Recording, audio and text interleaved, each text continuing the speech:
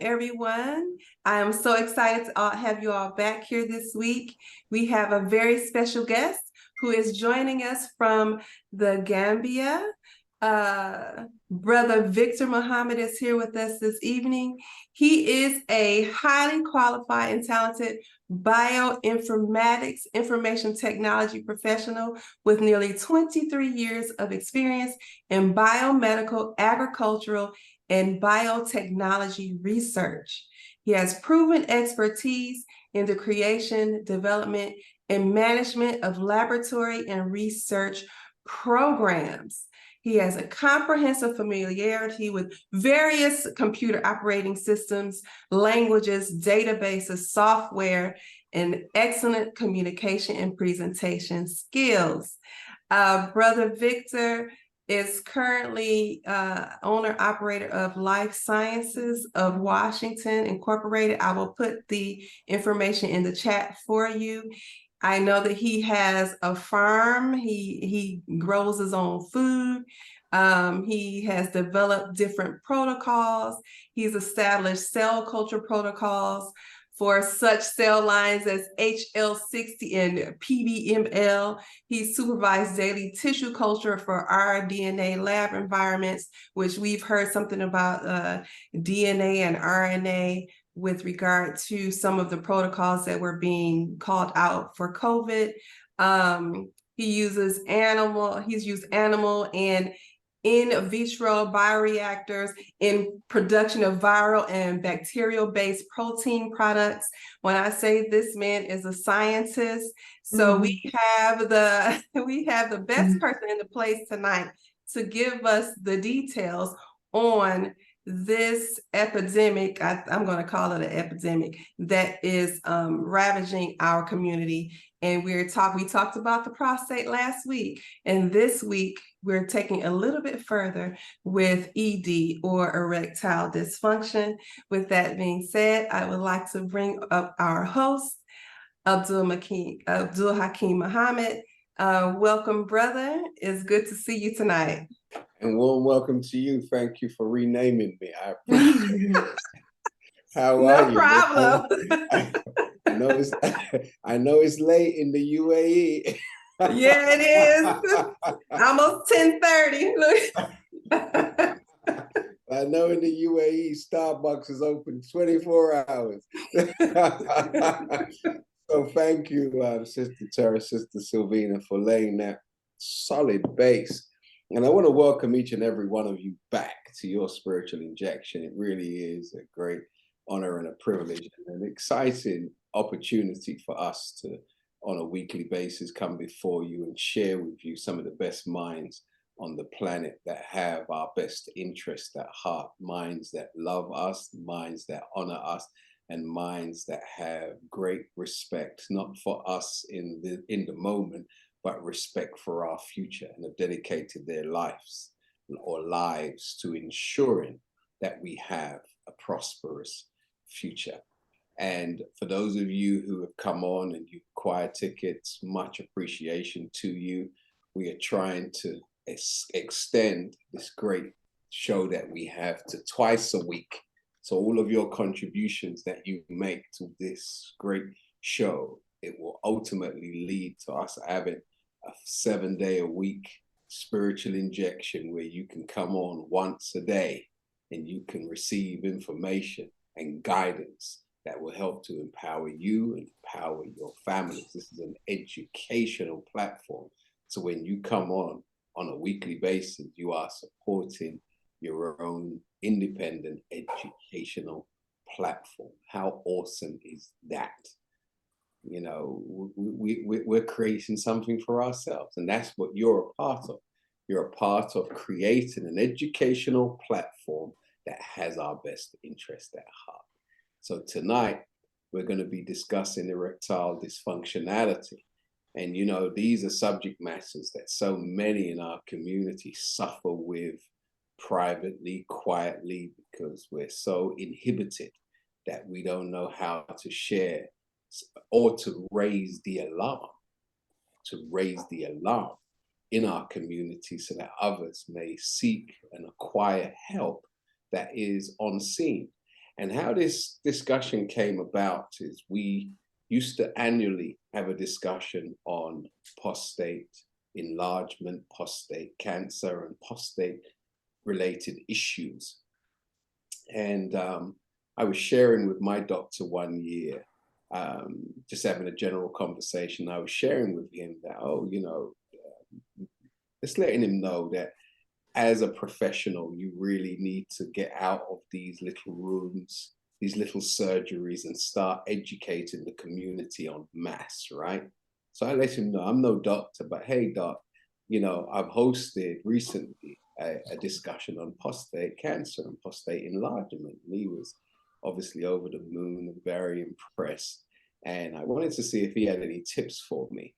And he said, after congratulating, he said, one thing you must also do is discuss erectile dysfunctionality, because it has tremendous effects, or it's connected to heart disease. And most men don't know that erectile dysfunctionality is not the main issue. It's a symptom of something much bigger that can cost you your lives. So on the basis of that, I've decided that it's time to ring the alarm, right? Sound the alarm in the community, because if we can nip,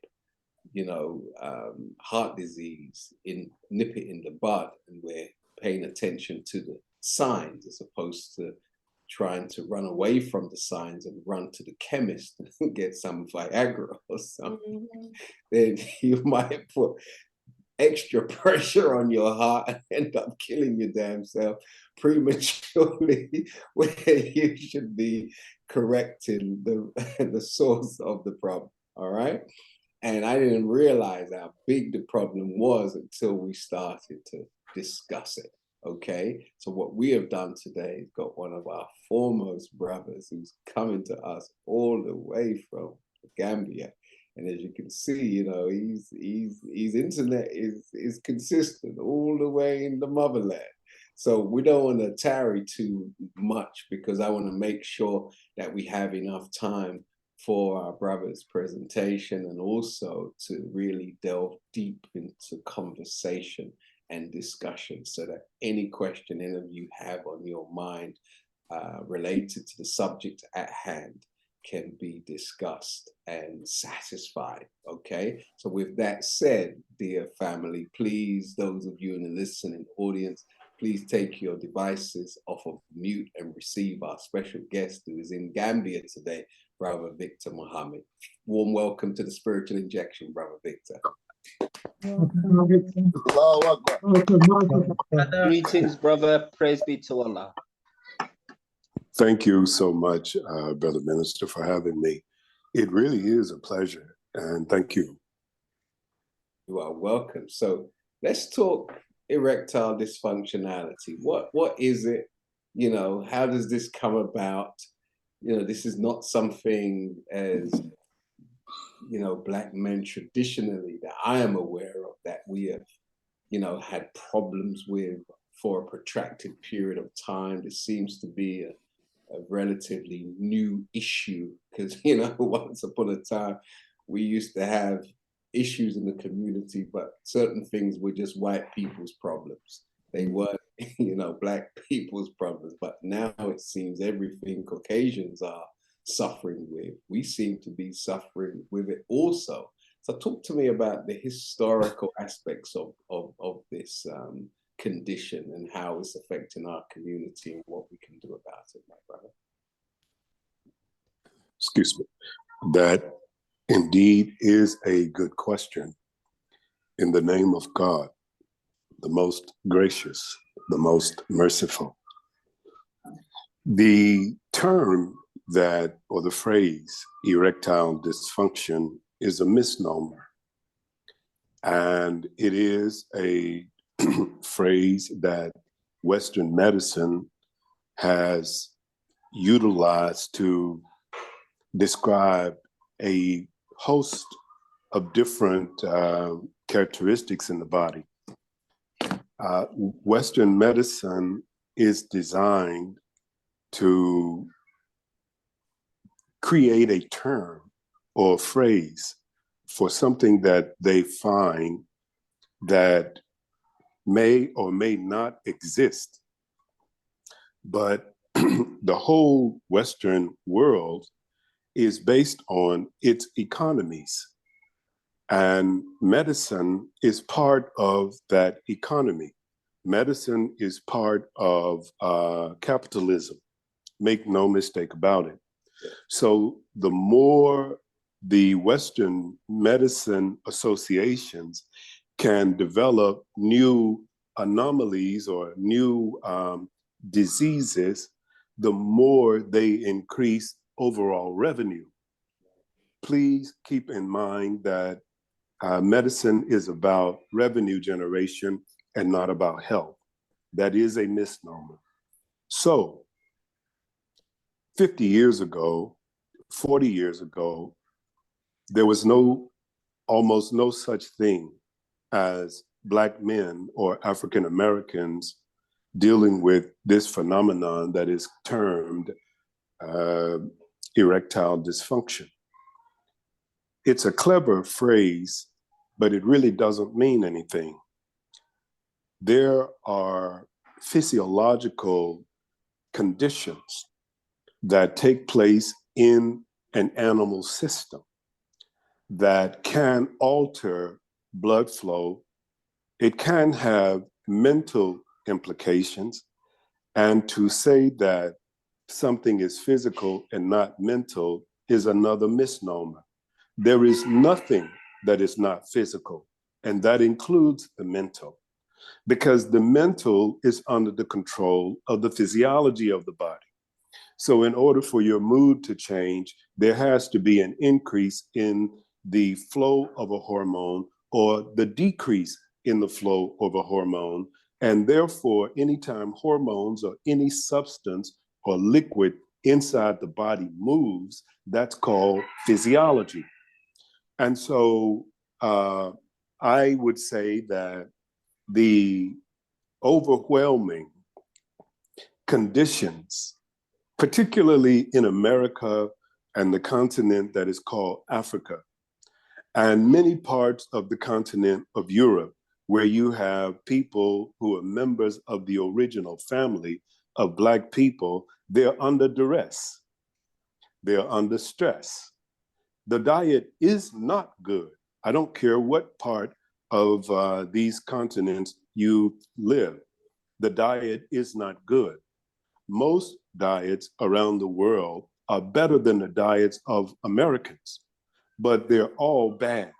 Some are just worse than others.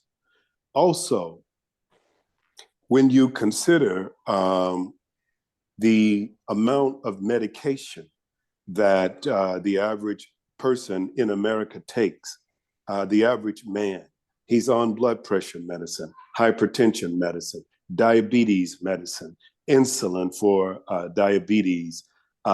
He's on psychotropic drugs and all kinds of other medications, most of which have a deleterious effect on the physiology that controls and manages the pituitary system, or that system that controls sexual movement inside the male. So I'll lay that there as a starting point so that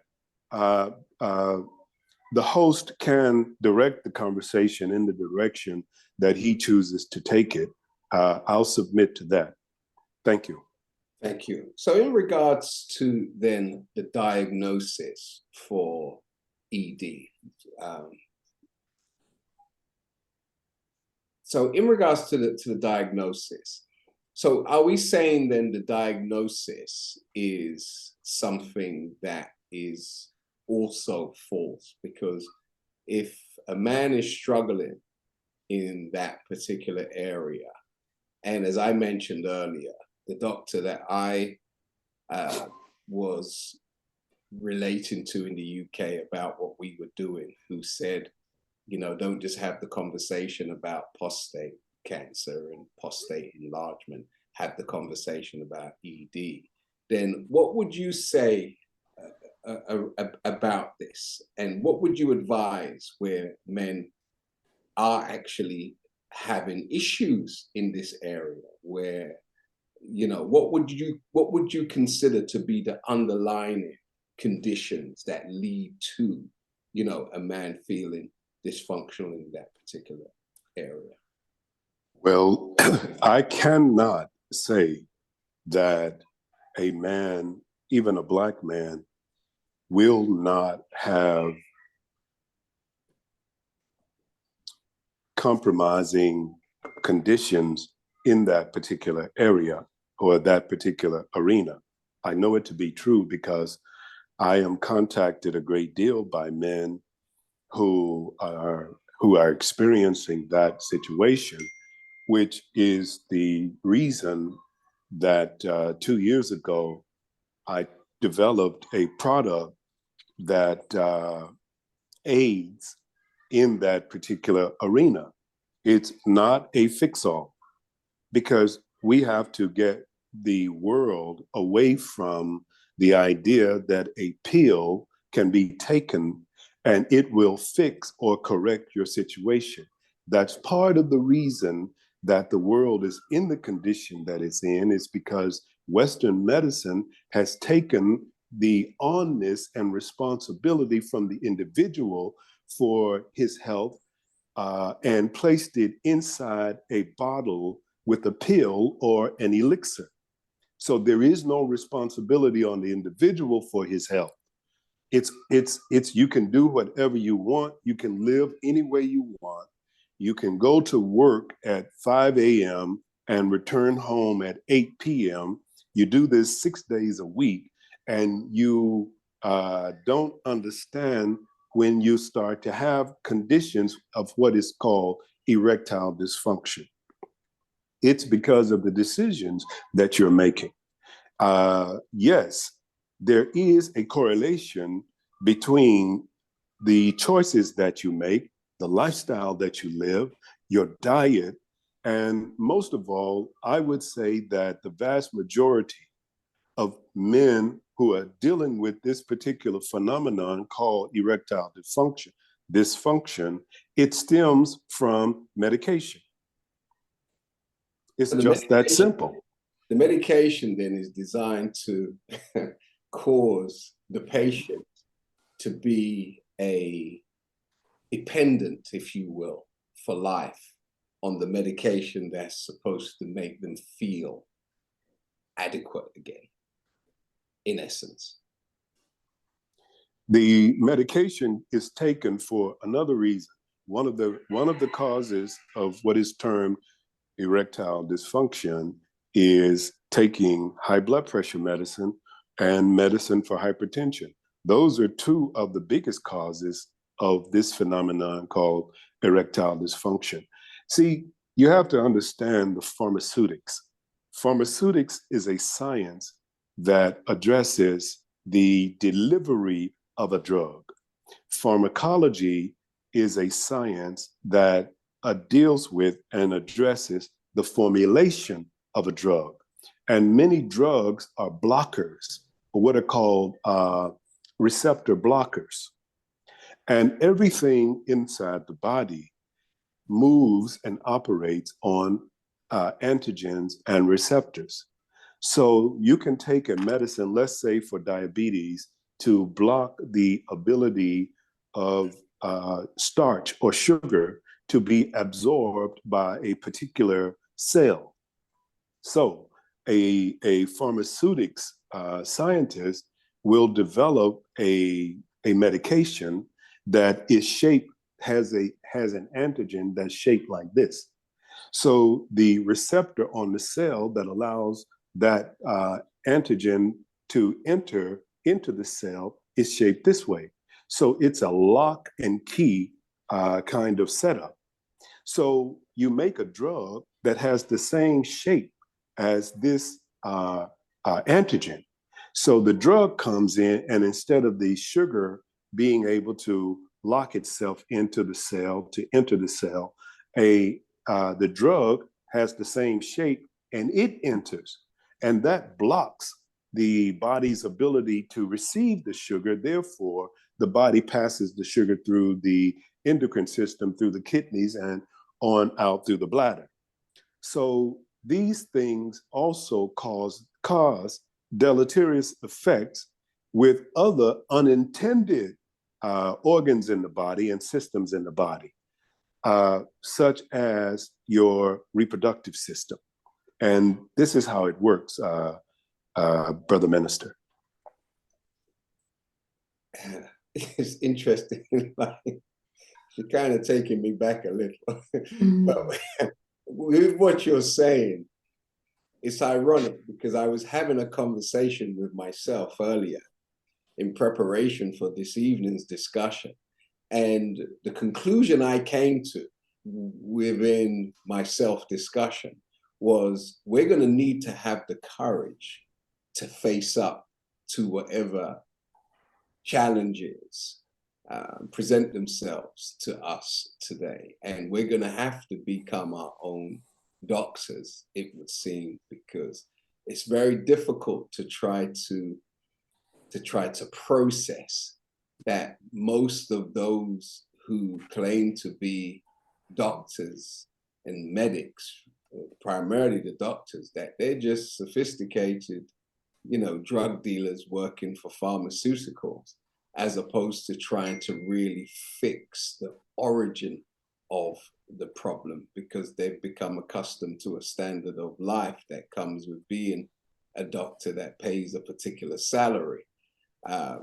So talk to me about diet, because one of the things I'm finding out through our study of this particular condition was that men in their 20s and in their 30s are now suffering from this particular condition. What can those in their 20s and their 30s henceforth actually do to start rolling this back from a dietary perspective?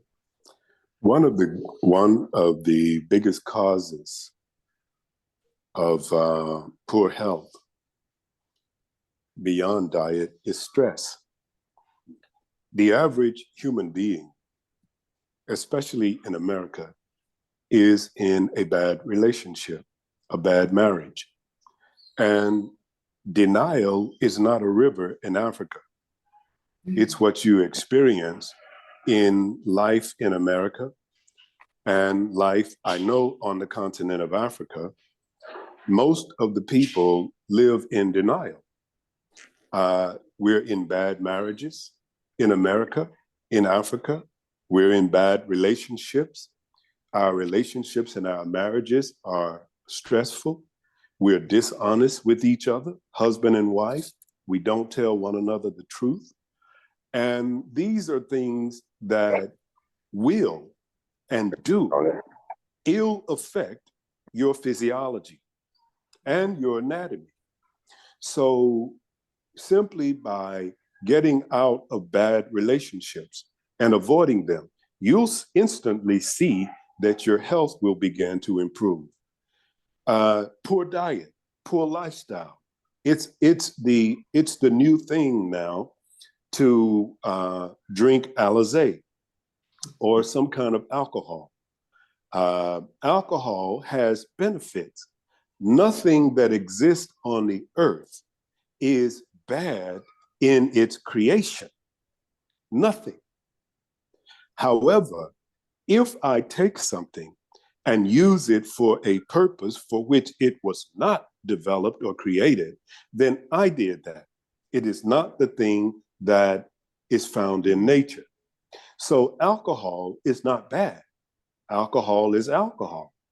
However, if you are drinking it every day and it has become the pharmaceutic that you use to calm yourself as a man instead of having a wife, then you will pay the price of using alcohol to calm you at the end of the day instead of having a wife to calm you at the end of the day.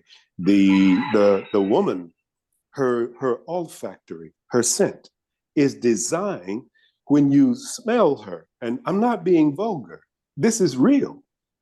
When you sense her olfactory, it calms you. as a man. And so when you bring all of this biochemistry together, remove the alcohol and bring in the wife, then it soothes your mind. And when your mind is soothed, then it allows the other physiology of the body to function in the proper way. If you're under stress, your immune system cannot properly function because the immune system is physiology. If you're under stress and have a poor diet, the endocrine system cannot properly function. This controls sexual behavior. If you're under stress and don't have a proper diet, every other system of the body malfunctions. And this is one of the reasons we get all kinds of viral and bacterial infections, because the immune system cannot properly function because you're under constant stress. So when we avoid having a proper diet, eating toasted wheat bread, eating brown rice and not parboiled rice. Parboiled rice is not the same as brown rice. Please stop eating parboiled rice. Eat broccoli and cauliflower and the white leaves of cabbage. If you want to eat meat, eat fish like whiting, salmon, and things like that. Red snapper. Eat a bowl of navy bean soup that is laden with onions and garlic prior to eating your meal. The first thing that you should put in your stomach when you're ready to eat is something like fruit or yogurt that coats your stomach. The next thing that you should eat is whole wheat bread. The next thing that you eat after eating the whole wheat bread is a bowl of navy bean soup that is laden with onions and garlic. Then whatever else room you have left in your stomach, put the rest of your food in there. The brown rice, the vegetables, the fish if you want to eat it, and whatever else you want to eat. If you do that, then you'll find that your reproductive system, your immune system, and all the other systems will begin to properly function again. It's real simple. Obviously not for those of you who just ordered your pizza. Now, and you know, the show is to help you to cancel your Deliveroo membership, because the Deliveroo is not good for us. You know, where people just rocking up to our doors with food. Like, what have we become? You know, what have we become?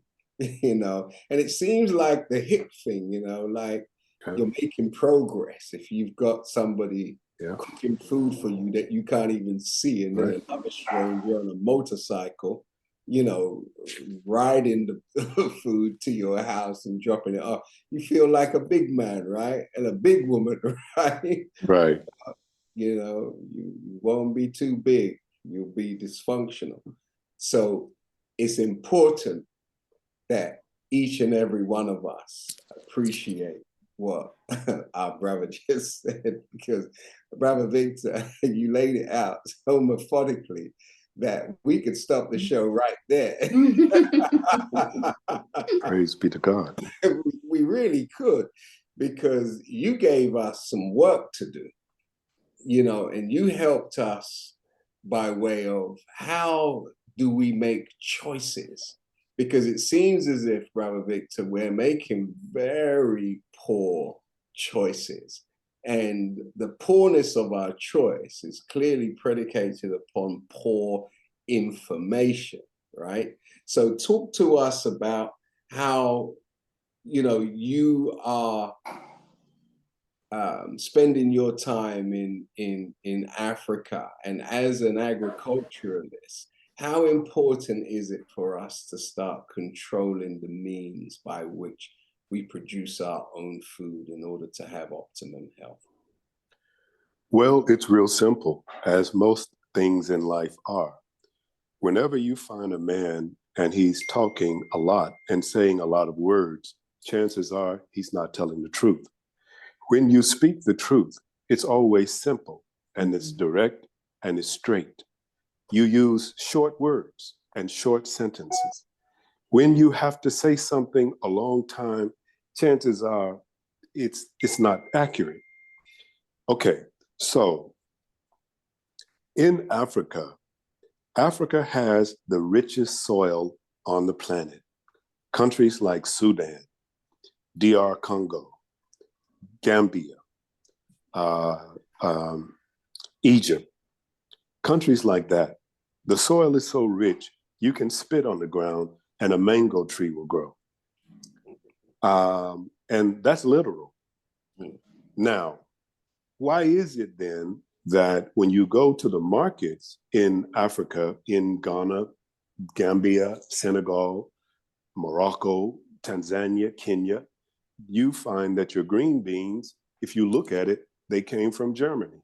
Your milk came from the Netherlands or England, and things like that. Why is that?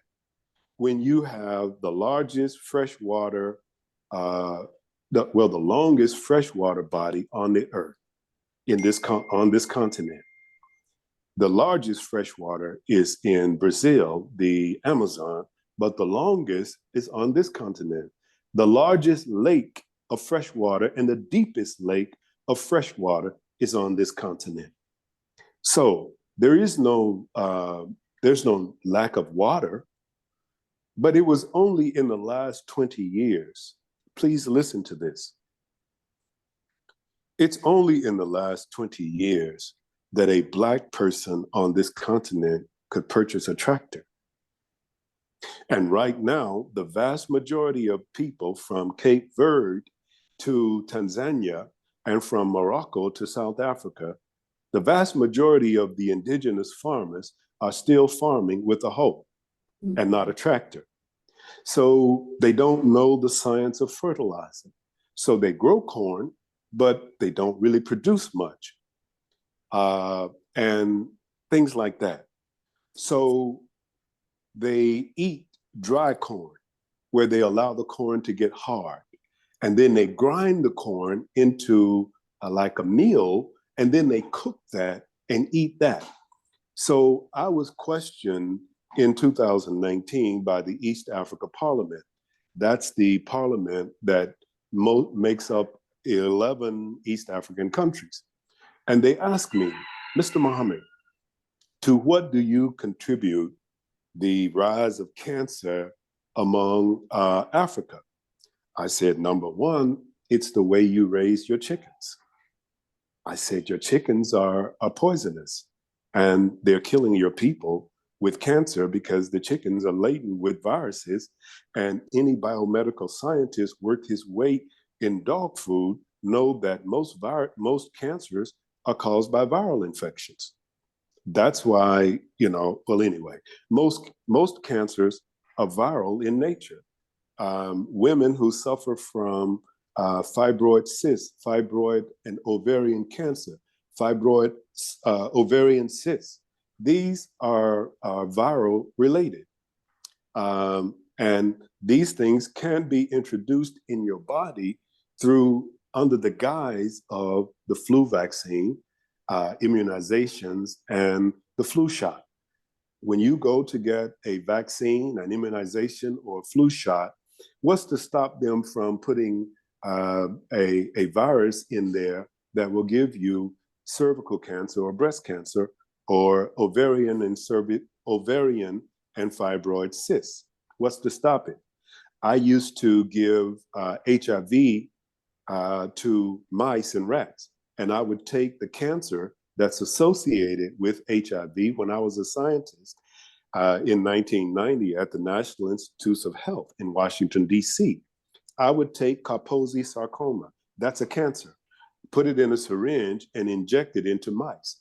And 3 days later, I'd go back to the mouse cage and the mouse entire body was covered in cancer.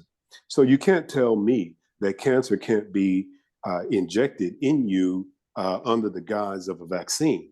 And we were warned for many years to stop taking vaccines. But we still do it. So, Brother Minister Host, this is one of the reasons that cancer disease is pervasive in people of color, because we continue to go to the very people who are inoculating us with these cancers and diseases. I mean, what are you going to tell me? I've worked in the as they identify them, I've worked in the best institutions of this planet, the highest biomedical research institutions that are on this planet. I've worked there. I've done research in them. I've sat at the table with a white shirt, lab coat, and a necktie on, clean shaven, so they didn't know who I was. Because God whispered in my ear when I got ready to say something, he said, be quiet. If you speak, then they'll know who you are and they won't talk freely in front of you.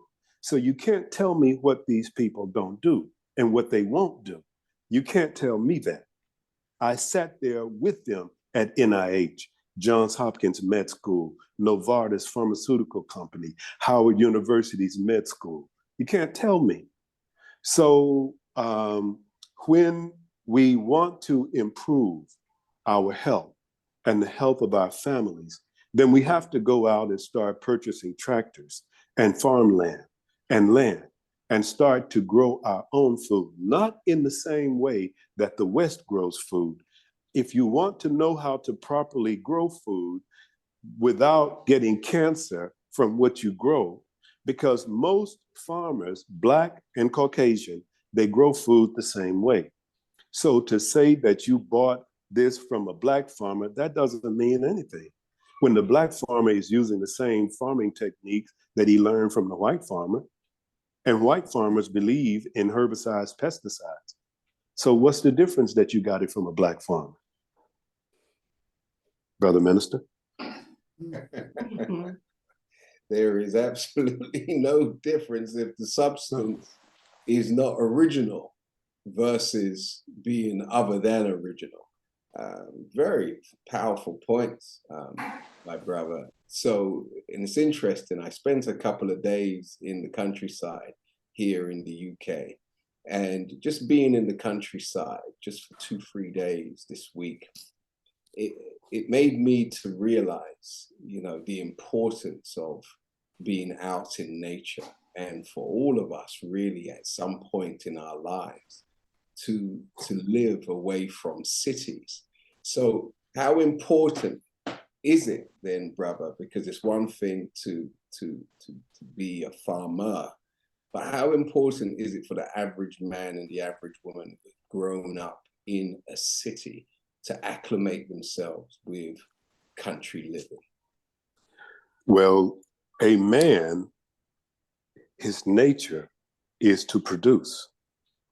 One of the reasons that there is conflict in the household with husband and wife is because a man is designed by God to carry ideals, I-D-E-A-L-S, ideals. The nature of the woman is to listen to the man's ideals, then use her management skills, creativity, and ability to put things together and make them work. That's what makes a woman happy.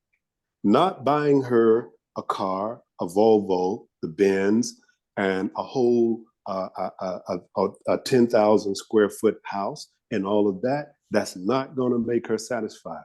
The thing that's going to make her satisfied and love you, as you know, love you to the 10th degree, is for you to have creativity as a man, to have an idea, then take that idea and say at the dinner table when you all are eating dinner, say, sweetie, I got this idea. And I blah, blah, blah. And then she'll sit there and listen and watch her expression when you start to talk about your idea. Watch her expression. Her eyes are going to illuminate because that's her nature, to listen to your idea and then put a system around it so that you can achieve it. This is what makes a woman happy, and this is what makes a woman pleased with you as her husband. So when a man leaves the city and go out into the countryside, get on a tractor, put some leather gloves on, and start to deliver his calves when the cow, it goes through parturition, gets on the tractor and plants his tomatoes, his beans, his corn. And that woman looks out the kitchen window and see that man on that tractor producing food for her and her children. That excites that woman. Then when you come in the house from being on the tractor, take a shower, then you don't need Viagra. You don't have erectile dysfunction. I assure you, you won't. But we have been taken outside of our natural self. And when you do that, you destroy, well, you don't destroy, but you break the natural systems that are in the body, like the reproductive system. You break it. It's not destroyed because you can't destroy it, but you can certainly break it. And when we come out of these environments that we're in, the city life, getting on the train every morning, being on the train in the evening, that's too much stress. It's too much stress for anybody. And go out into the country, live there, and grow your own food. Start with 1/2 of an acre, you know, 1/8 of a hectare. Start with that and just see how much stress leaves you. People ask me, Vic, do you go to the gym? I said, why would I go to the gym? I got a farm. Farmers, construction workers don't go to the gym. Right, you're right. Farmers and construction workers don't need a sleep aid. We Right. sleep very well. I can stand up right here and fall asleep. I remember, Brother Victor, I was in St. Lucia with Priest Kailash, and he has this 7-acre retreat, and it's high up in the mountains, but in a valley. And that man nearly walked me to death. Yeah. Just walking with him for 20 minutes.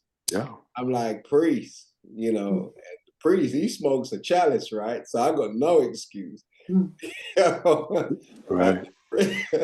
The priest was stepping, and then he took me up to some other high altitude place in some bush somewhere. I'm like, Priest, like, you know, you got a gun, Priest? Because, you know, anything can happen out here. Right. Yeah. But the priest had his gun. Right. But the point was, we were walking, dear brother. Yeah. And yes. You are so right, because I gym 4 or 5 days a week, but after 20 minutes up there, whatever training I thought I had, it evaporated. Yeah. You know? And him doing that kind of walk in that terrain on a daily basis gave him such a conditioning that you can't get from a gym. It's just not possible. Well, I turned 59 years old 2 or 3 days ago. Congratulations. And thank you, alhamdulillah. And I'm the same size that I was in the 9th grade of school. Fantastic. I can still wear clothes that I had in high school. Very good. And when I see my classmates from high school, they look like cars. You know, cars. They look like cars, you know. And but they say, Vic, what do you do? How do you jog? I said, no, I don't jog. I don't go to the gym. I just work. And they said, well, how do you maintain your weight? I said, I stay away from the table. But you don't take any pills? I said, I stay away from the table.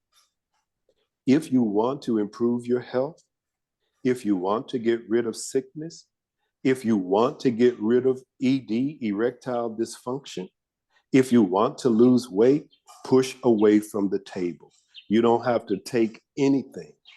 I'm not telling you not to join the gym, do what you want. But what I am saying, joining a gym is not necessary to lose weight.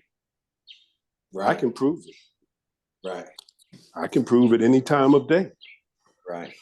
Right. Fantastic. I had a birth anniversary on Sunday myself, so I'm glad I'm in the company of another lion. Yes, sir.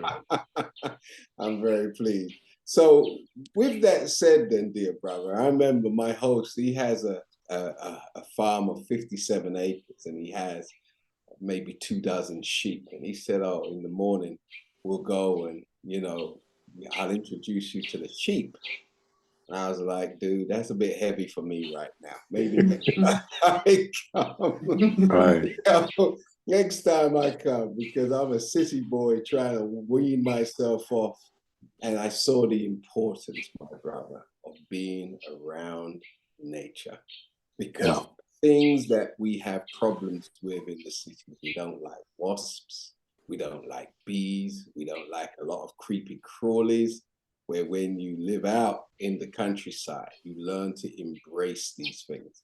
And as you mentioned earlier, and I want to get back to stress before I bring Sister Sylvina and Sister Tara in next, question is theirs.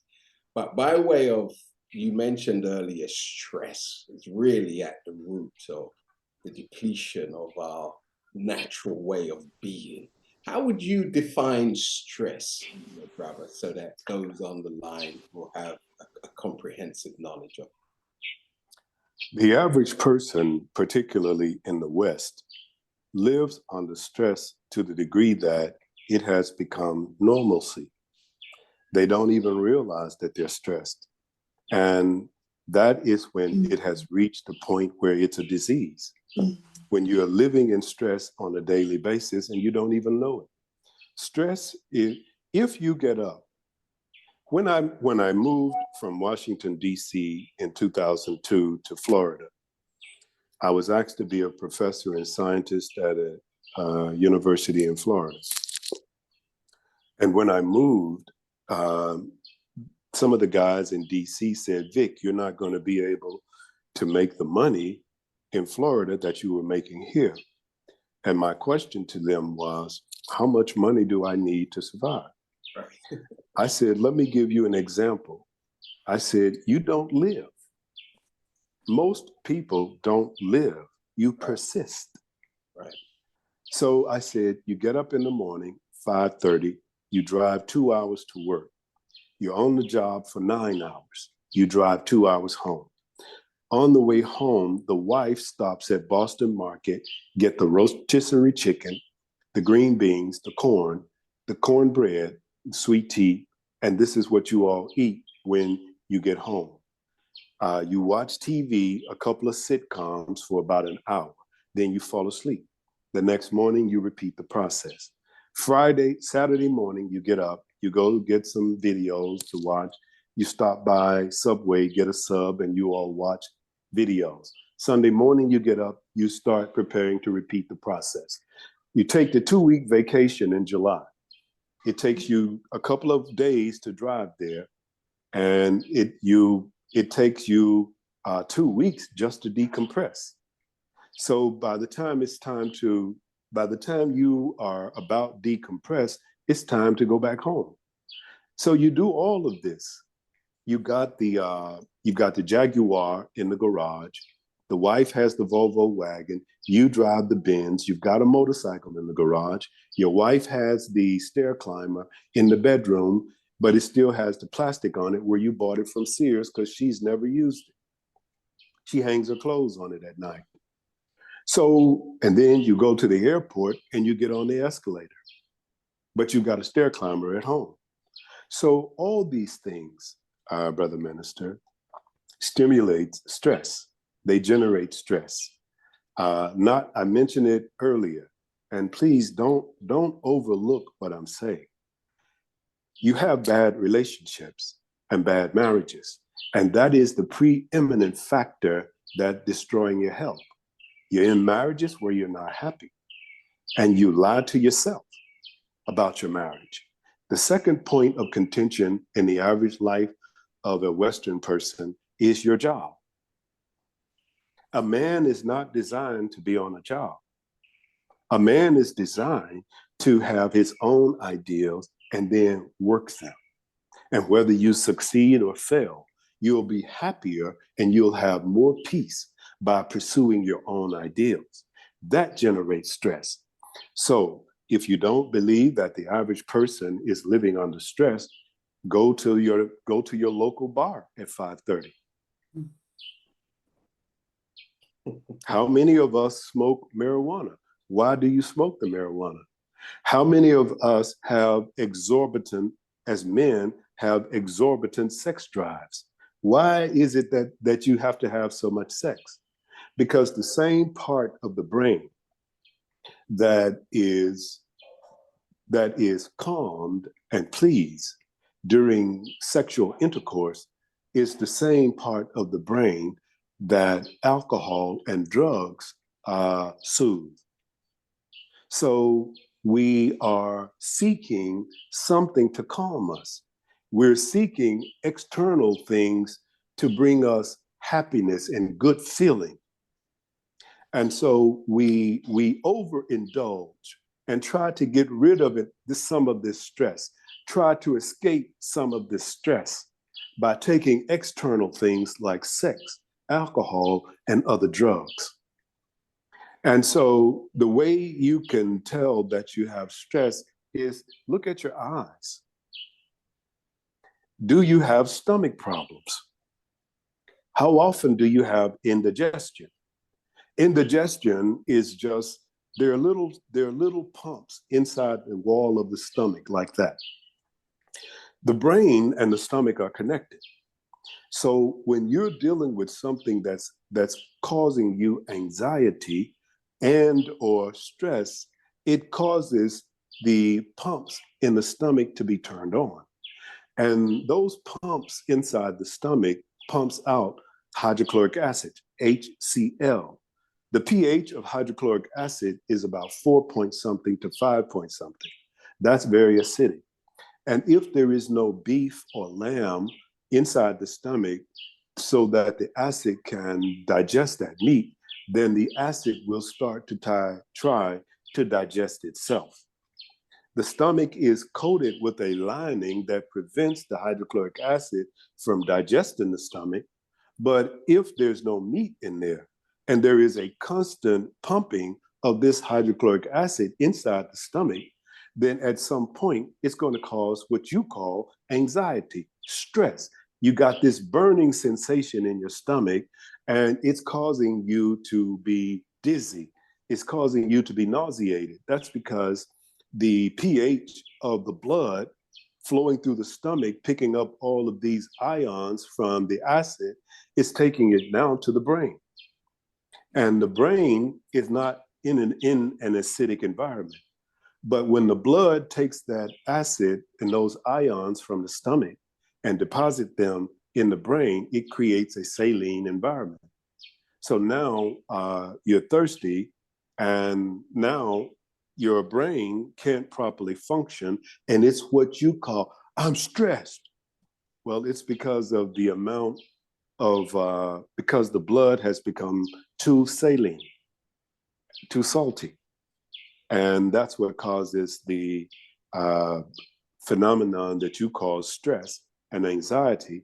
But just go and get you some bottled water and sit down and start drinking water, and you'll find that the stress will disappear. Again, everything in life is simple.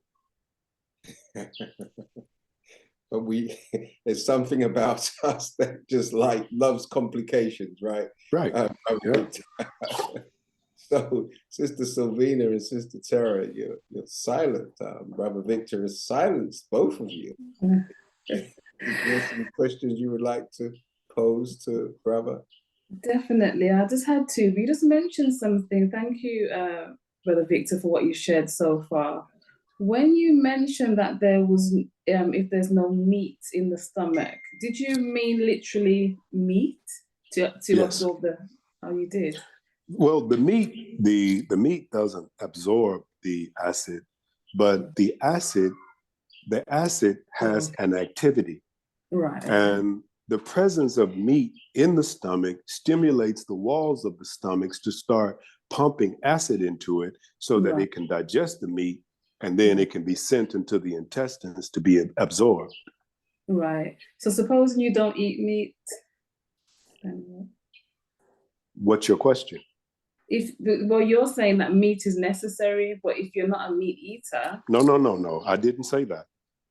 I said that the stomach is designed to pump acid into the stomach when the cells of the stomach sense the presence of meat in it.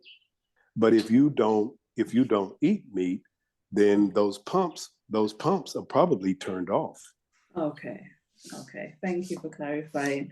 So the next question I had, I was doing some reading, and with regards to erectile dysfunctionality, and I wanted, your science on this, really, your scientific opinion. So what I read was that erectile dysfunctionality is becoming more and more prevalent in younger males. And one of the reasons that they gave was the fact that they're exposed to so much pornography that it's interfering with the chemical process of arousal. Have you heard that? Could it be scientifically true? What's your take on that? Nothing that exists is impossible. Okay. So I won't disclaim that. I won't discard that. Mm-hmm. Do I believe that? No, I don't. Okay. Not even a little. Okay. Pornography has very little to nothing to do with a man's inability to become aroused. That's psychological, which means that it's physiological. There are instances where you can have an accident, or there can be a physical, which means anatomy, issue that can prevent a man from being sexually aroused or experiencing what they term erectile dysfunction. Mm-hmm. But do I believe? I believe that the Western world has developed something that causes this phenomenon in African American and Black men, because you must remember the meeting that took place in the 1970s between Henry Kissinger and Zbigniew Brzezinski to reduce the world's population by 2/3. And from that time in the 1970s up to this day, there has been phenomenon after phenomenon that ill affects the reproductive system of dark people. Okay, thank you. That's all. You're welcome. Yes, I have one question, but I do want to say thank you so much. This has been a very informative session and very scientific. My question is related to the legalization of marijuana in a lot of states in America. And you just stating that you want to, of course, to depopulate the earth. Do you believe that there is a connection with the legalization of marijuana, this erectile dysfunction, and the lack of procreation within our community? No, ma'am. Okay. I don't believe that. I do not believe that there's a correlation between a person smoking marijuana and erectile dysfunction. I was in college a long time ago, and I was a jazz musician. And as jazz musicians, we smoked and we drank. I came into the nation in 1988, and I stopped all of those things and haven't done them since. But I'm not a hypocrite, and I refuse to die a hypocrite. And so during those days, I smoked lots of marijuana and I drank a lot. In fact, I drank almost every day. And there was nothing wrong with my physiology 40 years ago when I was in college, and there's nothing wrong with it now. In fact, it's more animated today at 59 than it was at 19. So for people who present those myths, I don't know of any data to support any kind of claim like that, dear sister. Okay, thank you very much. What would you You're put that down to, Victor, in accordance with everything that you've said, like the lifestyle choices that you're making now? Because obviously you're in the Gambia and it's more conducive to life for you than living in the United States of America. So talk to us and walk me through as a male, and the males on the call, and obviously the sisters, but primarily the males, you know, how important is it to make these types of really major lifestyle changes where we stop just talking about what we need to do and actually be about it, you know, and the importance and the benefits of being about what we know is in our best interest? That's a good question, brother. It really is. In 2012, I was invited to speak at the mosque in Miami, Florida, as a guest minister. I was the minister of the mosque in Tallahassee, Florida. During that lecture, I made the following statement. I said that I think I was about 40 something then, maybe 48, 49 then. And I made this statement. I said that I've lived 40 years, been married more than once, 48 years, I think, been married more than once. And I did not understand life. Please listen to what I'm about to say because it's critical.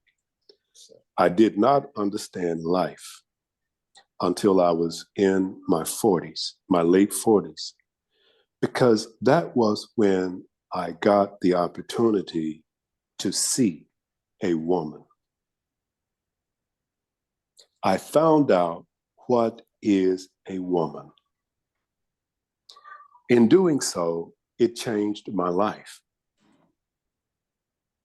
And from that day till now, I have an appreciation for women. I don't mean that in a vulgar manner. I don't mean that in a disrespectful way. I'm sincere about that. A man will never appreciate life until you know what is a woman. Meaning, what is her purpose? Why is she here? What is she intended to do? When a man understands that, it changes his life and life becomes different. Here in the Gambia, I experienced a phenomenon that I hadn't seen, maybe with the exception of Haiti. The black women here are different than anywhere else I've seen on the planet. I've been to 48 or 49 countries. I've been to 12 countries in Africa, countries in the Caribbean. I've lived in 3 countries here in Africa, but never have I seen and experienced the women and the way they are here. If you can understand what I'm about to say, they are natural. They are natural. And this is what a man needs.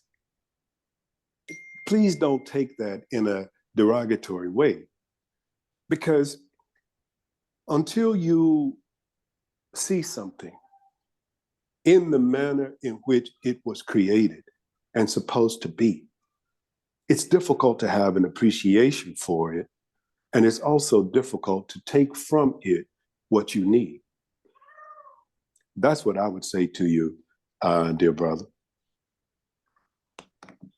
So to juxtapose that with say, creativity, okay? Mhm. Because we need space as men, we need enterprise as men. So, by way of city life versus, having access to greater opportunities, what would you say to brothers and sisters who are not necessarily the most enterprising at current and do live under the stresses that you mentioned earlier that really does deplete the person and minimizes their ability to be themselves?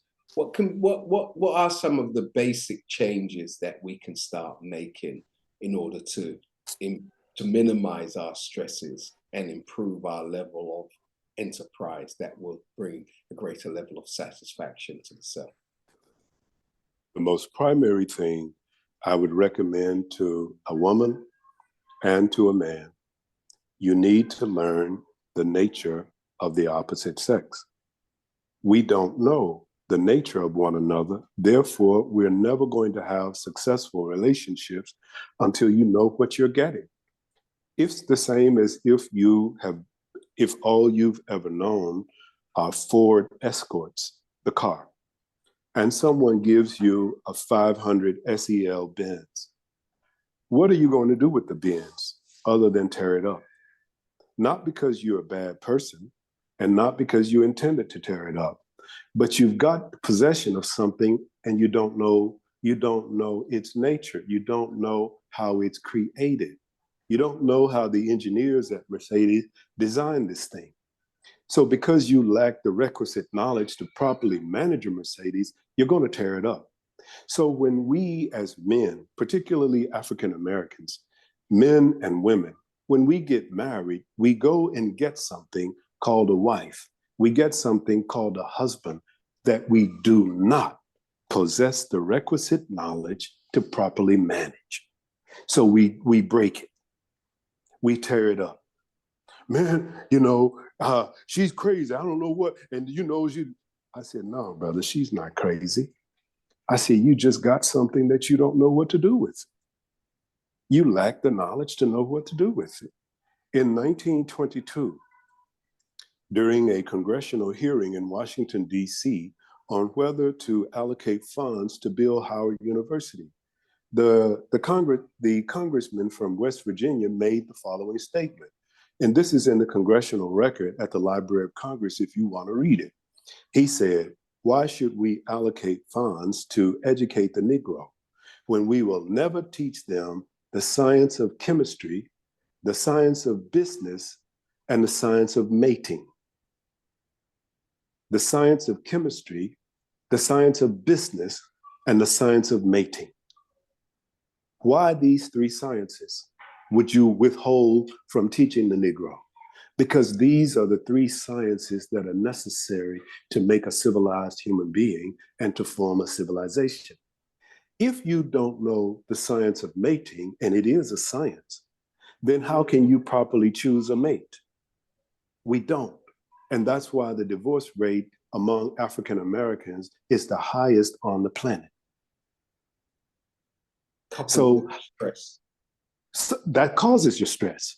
That's the number one cause of stress, you see, because if you don't have a good home life, a peaceful home life, then how can you have the rest of your life?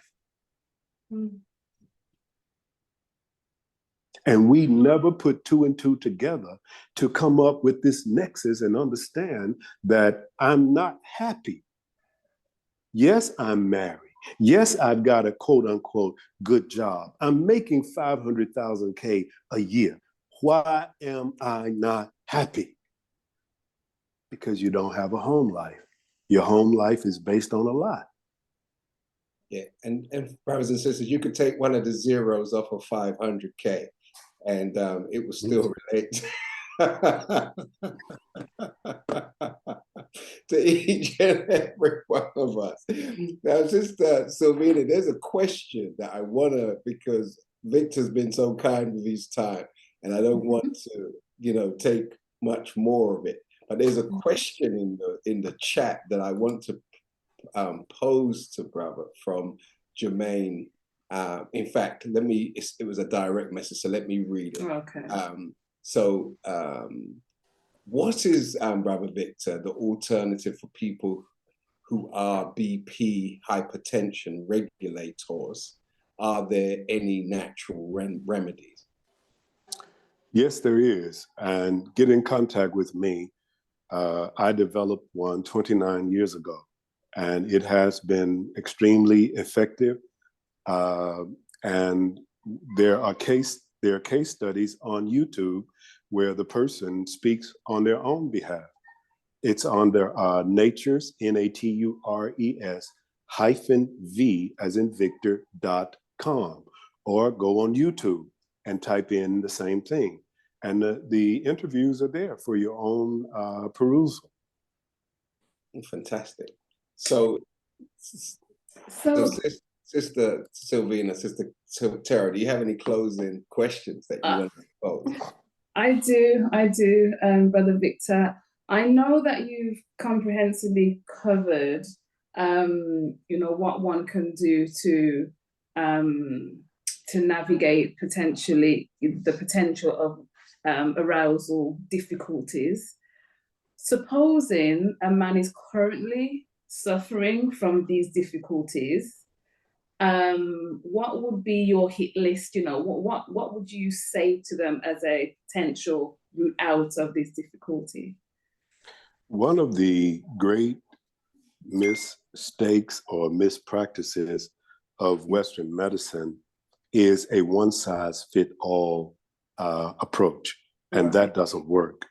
Right. And the reason, the thing that I do and why I'm careful about giving advice like that is because I need to be able to question you. Okay.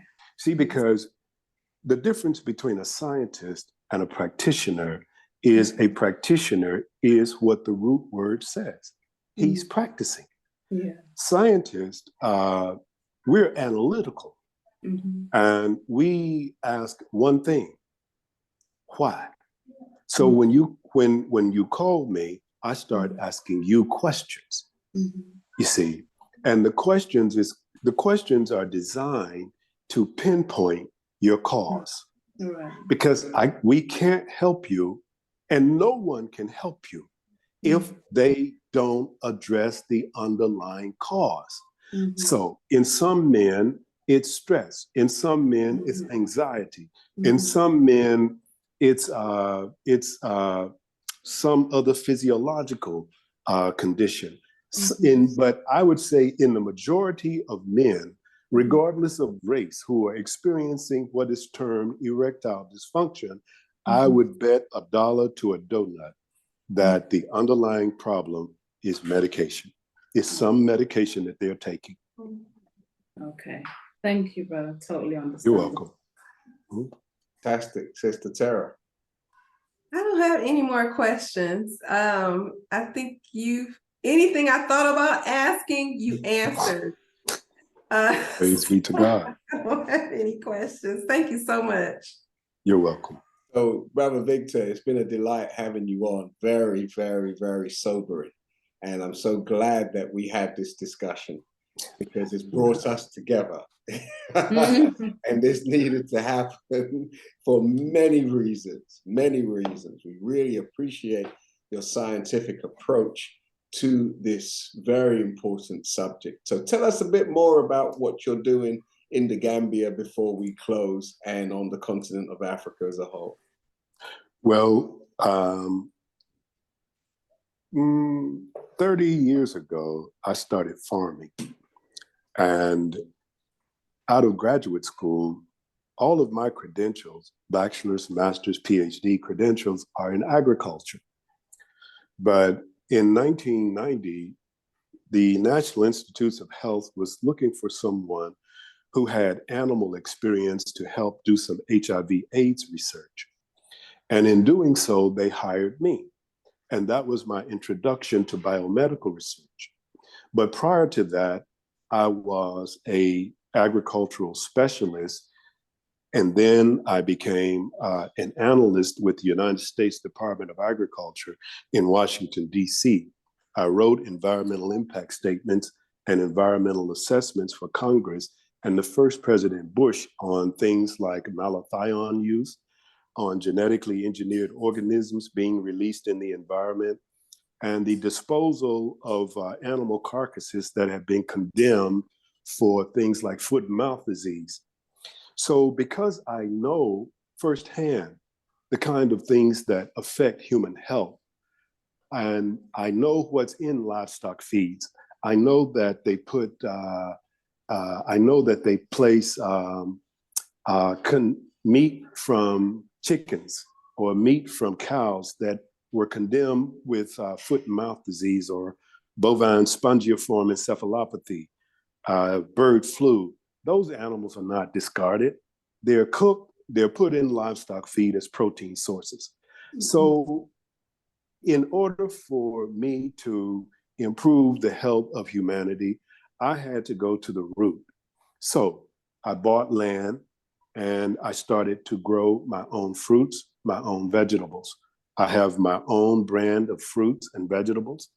I started to grow meat, beef, lamb, chicken, goat, quail, and pheasant.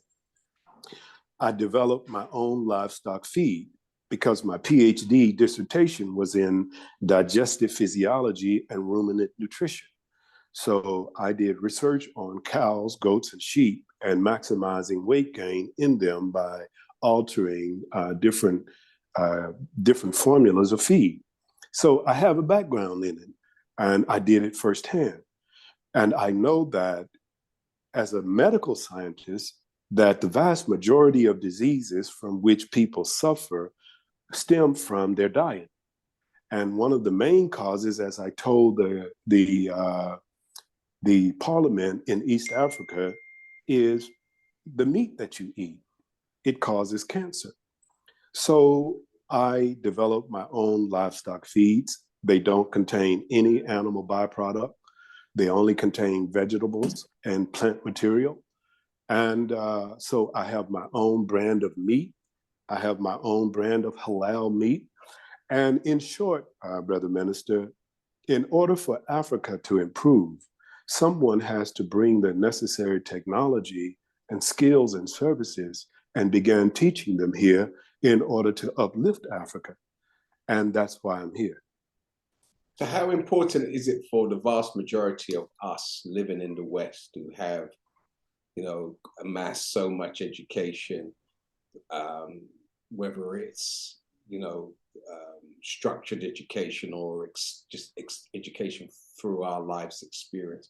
How important is it now for us to start to impart what we have acquired and really just become a new person, right? By traveling into Africa and traveling into Caribbean. How necessary is that in this day and time in which we have now entered? Well, it's critical and it's necessary. The definition of necessary is when a thing cannot exist without the presence of that thing. That's what necessary is. So in order for the African American to live and get past the next 20 years, he's going to have to merge with the Black man on this continent called Africa, because we're interdependent on each other, and the survival of both populations are dependent on the other. So African Americans are not going to be able to survive without Africa, because the soil in what is called America is pretty much it's almost of no use because of the amount of chemicals that Caucasian farmers have put in the soil over the last 200 years, particularly after World War II. The soil is basically no good now. The groundwater from which you pump and irrigate, it's no good. It's loaded with chemicals. And there are places in Africa that haven't been touched. So Africa has resources, but not necessarily technical know-how. Americans Black Americans, some of us have know-how, but no resources. So the perfect marriage is to bring the technical know-how of some African Americans into what is called Africa. We formed alliances and began working together to ensure the continuity of both populations. Because without forming that symbiotic relationship, both people are going to perish. And the same would be said then also, just lastly, for those of us who are living in Europe, who are from the Gambia, the Congo, and other places. What would you say to those of us in Europe who are from these places and from different parts of the Caribbean? Well, it would probably be prudent that they began to make their exit back to the continent and the countries from which they were born. Living in Europe is deleterious to your health. It's an environment that's cold, it's damp, it's wet. There's almost no greenery. There are almost no fresh fruits and vegetables, maybe with the exception of the south of France or some parts of Italy. You might grow some oranges or some grapes. But I mean, here in Gambia, it's almost impossible to walk without walking into a mango tree. And the mangoes are so sweet that it should be a law at how sweet they are. And then you go to Morocco, you get watermelons that taste like watermelons, not that crap we have in the US that they call watermelons.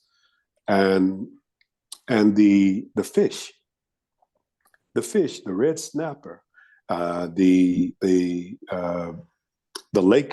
lake perch, the fish, things like that. They're so fresh and they smell like fish. The smell that you smell on a fish is bacteria, the bacteria that covers their body and causes the quote unquote slime. And that is something that helps the fish to navigate through the water. So it's not a bad thing. And fish is supposed to smell like fish. That's probably why they call it fish. God, fishy. Right. So it is prudent, and it's my advice to those who are of this continent descent, that you began making your way back here, because Europe is a refrigerator and Africa is an incubator. Life just doesn't persist in a refrigerator. Those are great closing words, brother. Praise be to God. Great closing words. But it has been a delight having you on, Brother Victor. We have been blessed with your presence, yes, with the wisdom that Almighty God has blessed you to acquire over your years. And your experience has been a pleasure to experience. To experience your experience. Yes, sir. So those of you on the call who have been the beneficiaries of this great scientist who has been with us this evening, please take your devices off mute and show your appreciation for Brother Victor Muhammad this evening. Please show your Thank you, Brother Victor. Thank you, Brother Victor. Thank you, sir. Praise Brother belongs to God. Minister. Oh, God praise bless you. be to And thank you, Allah. Brother Abdul Hakim. Thank you.